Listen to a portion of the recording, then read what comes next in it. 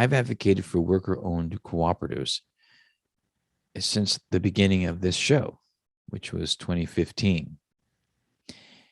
And this is an important topic. It requires a lot of work and patience, and it does take time.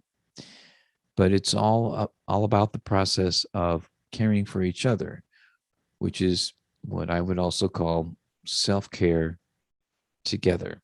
Some of the long-term solutions, I feel, should be worker-owned cooperatives and creating a whole culture in our communities based around the workers being the owners of businesses and organizing together. The largest one in the world is called Mondragon Cooperative Corporation. It has hundreds of entities, including stores and factories and a university, an IT department, administrative services, all kinds of things.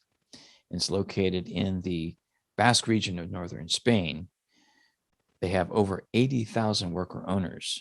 Each person has one person, one vote decision-making, in addition to the job that they would ordinarily do, whatever that might be, as a blue-collar worker, as an office worker, as a teacher, whatever it might be.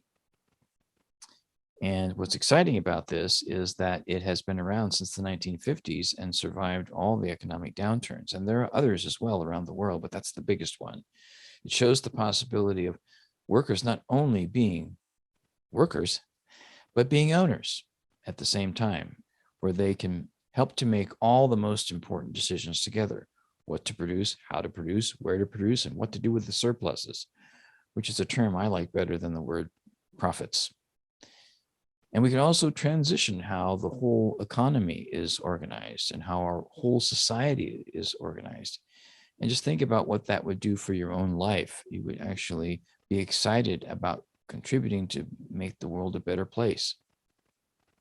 But I get into that in other episodes on the Nowman Show, and I will further on down the road, but I see that as a definite long-term solution for our communities, for our societies all around the world.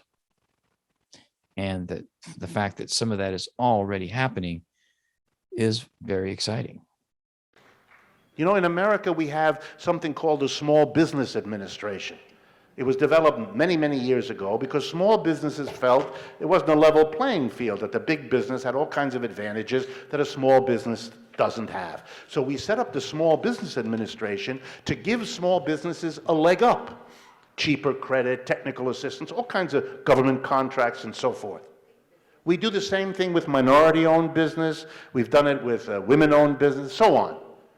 Well, why the hell not a cooperatively operated business? Why don't we have a support of the government? Why don't we give the American people, think about it, freedom of choice when you go to work, to choose between working in a top-down, undemocratic capitalist enterprise or a worker-owned, worker-operated democratic enterprise. You want to give people freedom of choice? Give them that choice. In order for them to have that choice, you got to create all these businesses so they can choose to work in them.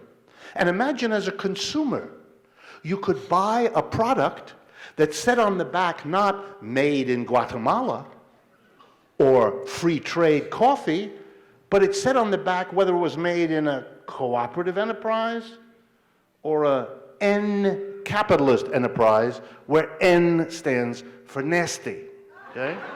So you would have the choice as a consumer, who do you want to support? What do you want to see in your society? More of the one kind or more of the other kind? Think about it this way. You can see that if this were presented the right way to American audiences, this is something that they could support and get behind because it taps into history, feelings, ideas, values that are not at all foreign.